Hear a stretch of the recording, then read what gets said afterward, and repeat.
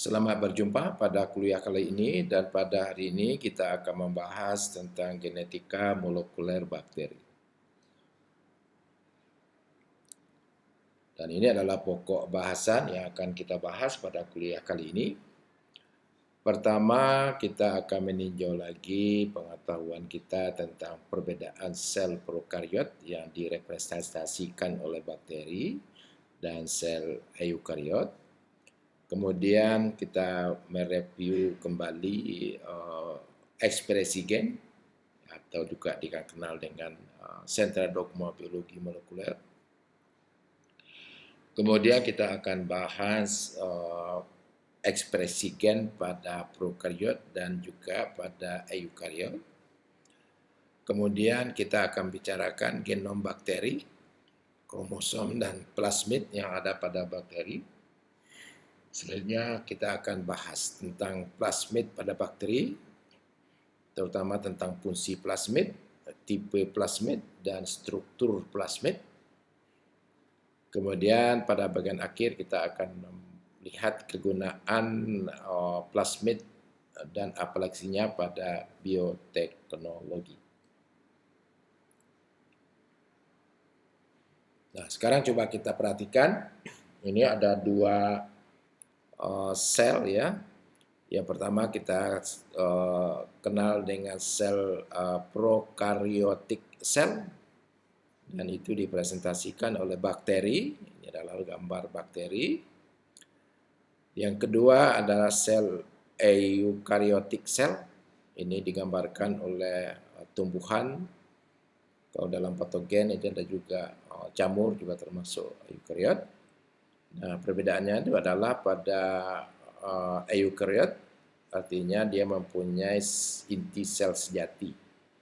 Artinya inti sel itu merupakan organel yang mempunyai membran inti. Sebaliknya pada prokaryotik ini adalah sel yang tidak mempunyai membran inti. Artinya dia seperti kumpulan kromosom yang menggumpal dan tidak dibungkus oleh membran, dan dia terdapat dalam sitoplasma.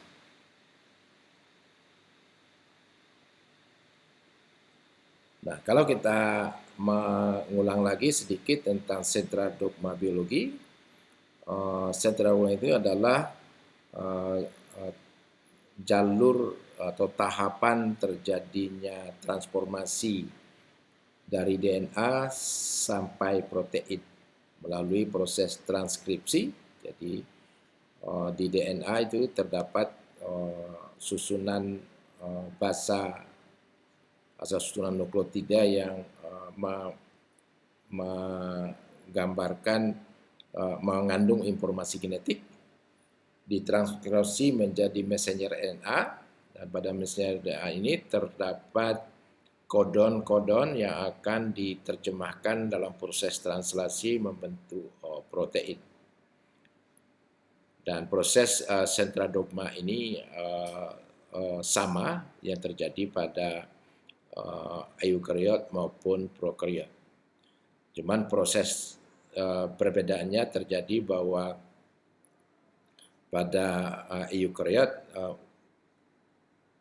DNA yang ditranskripsi itu diproses untuk menjadi messenger RNA yang akan ditranslasi oleh ribosom dalam sitoplasma membentuk protein.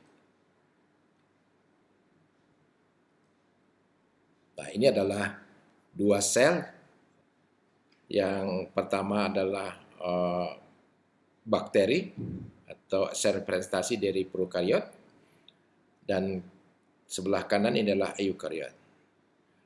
Pada bakteri, ekspresi gennya terjadi dalam sitoplasma, transkripsi juga sama, sehingga terjadi messenger RNA yang dibentuk langsung ditranslasi pada tempat yang sama oleh ribosom.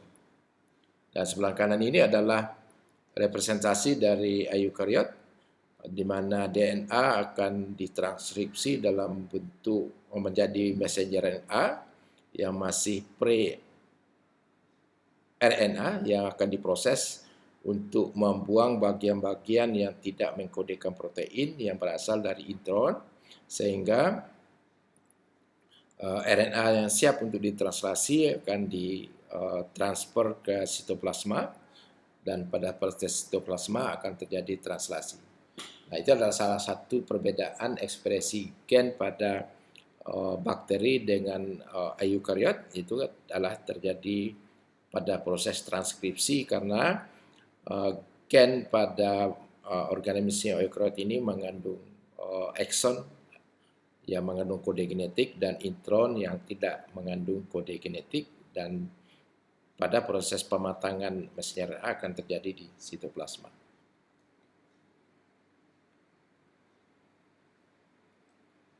Nah, ini juga satu perbedaan antara gen prokaryotik dengan gen pada eukariot. Ya.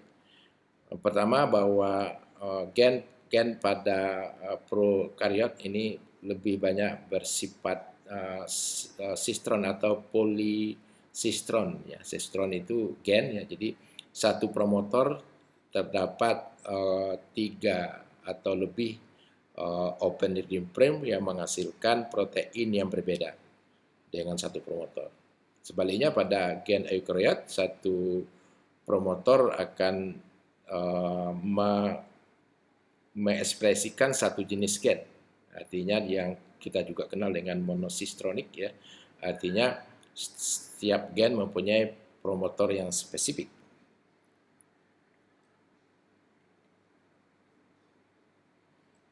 Nah, kalau kita masuk ke genom bakteri, jadi genom bakteri itu terdiri dari DNA, ya, DNA atau kromosom, atau kita sebut dengan genom bakteri. Kemudian pada bakteri terdapat plasmid. Plasmid adalah DNA melingkar yang terdapat di luar kromosom utama dan mempunyai fungsi khusus dalam proses kehidupan bakteri. Nah, kalau kita masuk ke kromosom, jadi kromosom itu merupakan gen prokaryotik, ya, terdapat pada kromosom yang terletak dalam suatu bagian pusat dari sel sitoplasma, ya, yang dinamakan nukleolid. Jadi kumpulan gumpalan kromosom pada sel bakteri dikenal juga nukleolid, artinya tidak nukleus sejati, jadi tidak mempunyai membran inti seperti yang terjadi pada eukariot. Gen bakteri terdapat dalam molekul DNA yang tunggal. Jadi bakteri haploid, ya. Jadi punya satu tunggal, tidak punya set, atau seperti pada eukariot umumnya 2 set atau diploid, ya. Berbentuk sirkular, jadi melingkar. Beratnya, kalau beratnya 2-3% dari berat bakteri itu. Dia disusun oleh 4 juta kilo basah pada umumnya, dan molekul yang sangat banyak berbentuk supercoil, jadi melingkar lebih kurang 70-130 supercoil dalam satu bakteri. Kemudian genom bakteri juga terdiri dari plasmid, ya. Plasmid adalah materi genetik DNA yang di luar kromosom, jadi tidak tergantung dari kromosom, atau kita kenal juga dengan ekstra kromosom, berukuran 100 kilo basah dan beratnya 1-3% dari kromosom bakteri.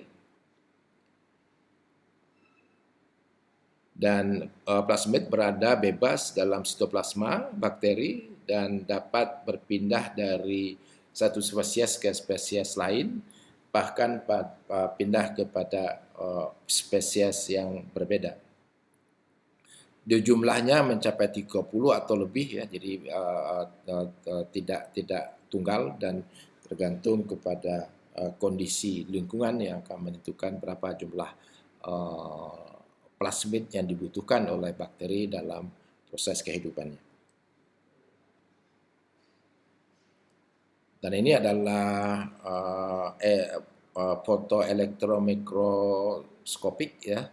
Ini kalau ini ada yang genomnya, genom yaitu kromosom yang kromosom utama, sedangkan yang melingkar ini adalah plasmid yang terdapat dalam sitoplasma bakteri dan mempunyai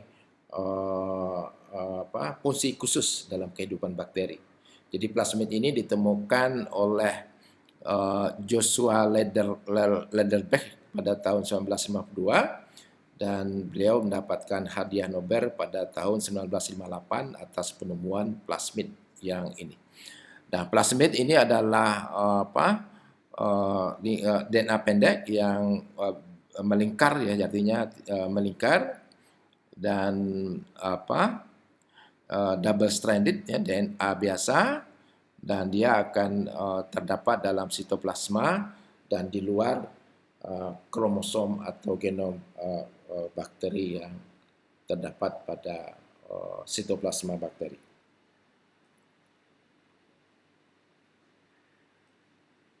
Nah, ini kalau kita lihat secara ini, jadi kromosom bakteri sama seperti DNA yang terjadi pada eukariot, jadi merupakan double helix ya, dan itu akan melingkar terdapat dalam sel bakteri. Kemudian di luar kromosom utama terdapat namanya kita kenal dengan plasmid, juga terdiri dari DNA double stranded DNA.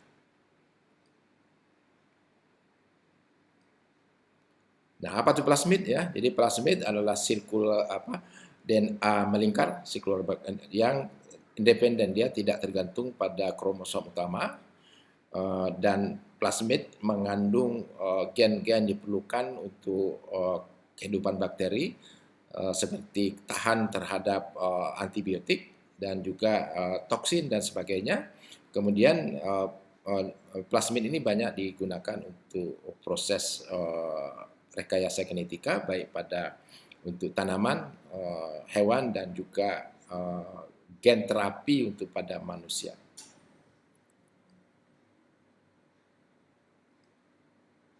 Nah, ini adalah plasmid. Jadi kalau lihat fungsinya, jadi berbagai bakteri mempunyai plasmid yang mempunyai fungsi yang spesifik ya.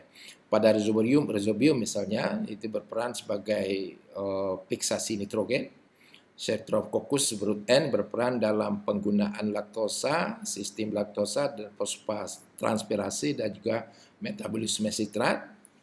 Dan Rhodophyllus nubrum ini berperan dalam sintesis pigmen fotosintesis ya, jadi pada bakteri yang bisa berfotosintesis. Kemudian Escherichia coli ini berfungsi dalam pengambilan dan metabolisme sukrosa, amilanto-sitrat. Kemudian Bacillus streptococcus ini berfungsi menghasilkan enzim amilase untuk proses metabolisme. Dan pada tanaman ada Agrotherium tumefaciens berperan dalam pembentukan tumor pada tanaman. Nah, kalau kita lihat khusus untuk pada tanaman ya, kita lihat ini adalah peran, ini contoh ya. Ini ada penyakit tumor pada tanaman itu diinduksi atau dibuat oleh plasmid yang disebut dengan tumor induksi plasmid. Dan tumor induksi plasmid ini juga digunakan untuk rekayasa genetika dengan memasukkan gen-gen yang kita butuhkan, dan dia akan mentransfer dalam pembentukan tanaman transgenik. Pada umum tanaman transgenik yang dari dikotil itu menggunakan Agrobacterium tumefaciens sebagai kendaraan atau alat untuk merubah atau mengintegrasikan gen pada genom tanaman. Nah, ini adalah tipe-tipe plasmid ya. Jadi plasmid itu ada macam ininya. Ada plasmid yang berfungsi untuk fertility, untuk melakukan transfer gen yang dikenal dengan konjugasi, baik antar bakteri, untuk transfer gen antar bakteri. Kemudian ada plasmid yang R plasmid yang berguna untuk menjadi resisten terhadap antibiotik, logam berat dan toksin dan sebagainya. Kemudian ada col plasmid, ini mengandung gen yang mengkodekan bakteriosin. Ini adalah kalau untuk toksin untuk bakteri-bakteri yang ini dalam proses antagonis, dia menggunakan bakteriosin untuk mencegah bakteri sejenis tumbuh. Kemudian degradasi plasmid ini digunakan untuk ini banyak digunakan untuk lingkungan, ya, untuk mendegradasi limbah-limbah industri dan sebagainya. Kemudian pirulen plasmid ini digunakan bakteri untuk membuat tanaman sakit seperti TI plasmid atau tumor inducing plasmid. Ini tergolong dalam virulen plasmid yang diperlukan oleh bakteri untuk membuat tanaman sakit. Nah, ini adalah struktur dari plasmid. Ya, kalau yang sebelah yang kecil ini adalah plasmid yang masih dari alam, ya, dia akan mengandung ori, ini origin of replication, untuk replikasi. Sedangkan yang kanan ini adalah plasmid yang sudah digunakan untuk rekayasa genetika. Di sini ada gen marker untuk ketahanan terhadap antibiotik, kemudian ada origin of replication. Ini kalau plasmid kalau memperbanyak replikasi dimulai dari titik ini, dan ini sekuennya khusus, ya, yang dikenal oleh DNA polimerase.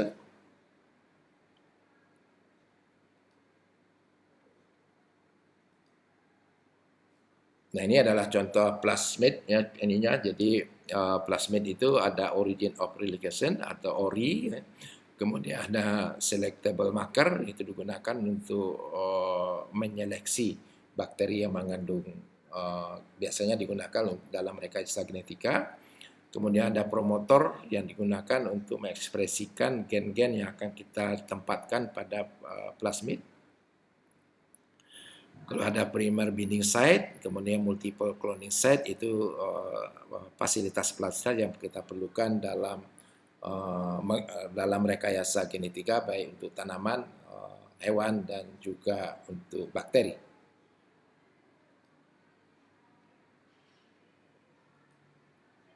Dan ini adalah kegunaan plasmid, ya. Jadi dalam bidang kesehatan itu banyak digunakan untuk memproduksi antibiotik, ya, memproduksi insulin, juga memproduksi colchicine. Jadi banyak plasmid digunakan untuk memproduksi bahan-bahan yang diperlukan dalam proses dalam farmakologi. Sedangkan dalam pertanian, plasmid ini digunakan untuk membuat tanaman transgenik tahan herbisida, tahan hama, tahan virus, kemudian tanaman tahan terhadap stres lingkungan, kemarau maupun tanah masam, ya. Terus transgenik animal atau hewan transgenik, dan memproduksi makanan-makanan yang diperlukan untuk manusia.